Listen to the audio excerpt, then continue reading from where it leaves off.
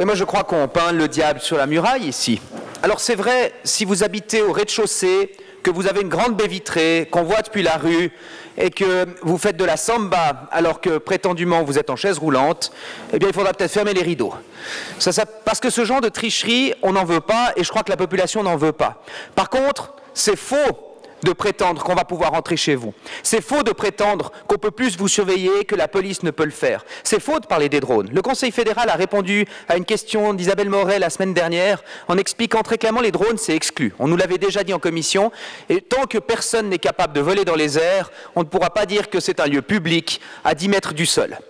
Ce qui est faux aussi, c'est de dire qu'il n'y a pas de protection.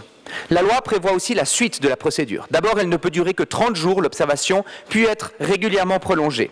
La loi dit aussi que quand on a fini la procédure de surveillance, l'assuré est informé qu'il y a une mesure de surveillance. S'il y a une suite, ou s'il n'y en a pas, il peut recourir contre la décision de surveillance a posteriori, avec un contrôle d'un tribunal. Et il peut choisir s'il veut que les données soient détruites ou non, et s'il ne se prononce pas, toutes les données sont détruites. Au bout d'un moment, mesdames et messieurs, on ne peut pas avoir un État de droit qui lutte contre les abus, qui surveille ce qui se passe, et ne jamais lui donner les moyens d'agir. Nous ne parlons pas ici d'assurance privée. C'est très malin de marquer assurance. Mais ce n'est pas les assurances, ce sont les assurances sociales. Ce sont celles que nous finançons tous par nos impôts, par nos contributions sociales lorsque nous travaillons.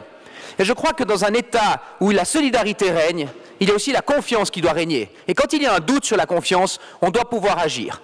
Et j'aimerais finir encore par rapport à vos remarques, un point sur la fiscalité. Quand on a donné aux banques la mission de transmettre toutes les informations fiscales aux États étrangers, on ne vous a pas beaucoup vu vous battre contre, en expliquant qu'on devait maintenir quand même la présomption d'innocence des gens qui avaient mis de l'argent dans les banques en Suisse, qu'il était inacceptable de transmettre directement des informations de gens dont on ne soupçonnait même pas l'éventualité d'une fraude fiscale. Alors moi, je veux bien qu'on se batte contre les abus dans le domaine de la fiscalité. Je veux bien qu'on se batte contre les abus dans le domaine de la criminalité.